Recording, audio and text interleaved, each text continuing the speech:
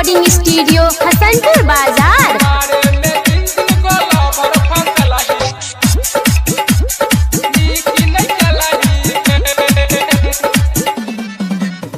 गछौरिया नीकिन कलही गे गछौरिया नीकिन कलही गे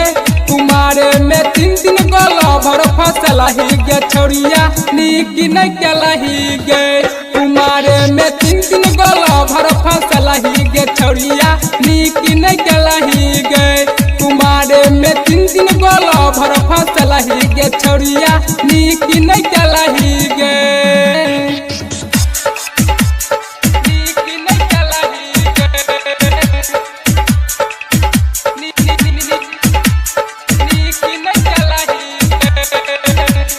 Sangeeta recording studio Hasanpur बाजार।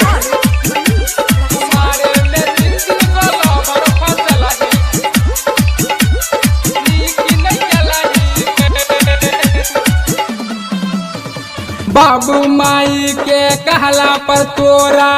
करे नहीं छौ महना गे बाबू माई के कहला पर तोरा करे नहीं छौ महना गे तीनू ला भर के हेतै छही मौका तीनू ला भर के हेतै छही मौका बादू में दलही तू धोखा गे छौरिया नीक नहीं गलही गे कुमारे में तीन तीन गोला भर फसलही गे छौरिया नीक नहीं गलही गे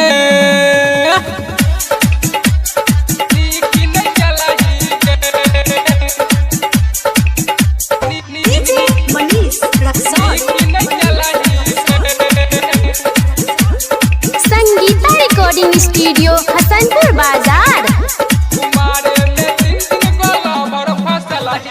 रोनित बसंत सरजित के किया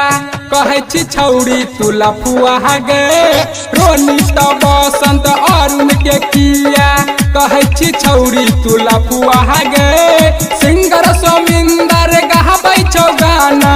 सिंगर सोमिंदर गहबै छौ गाना सुनै छौ रमेश बेचन गे छौरिया नीक नहीं गलही गे कुमारे में तीन तीन गोला भर फसलही गे छौरिया नीक नहीं गलही गे। संगीता रिकॉर्डिंग स्टूडियो हसनपुर बाजार।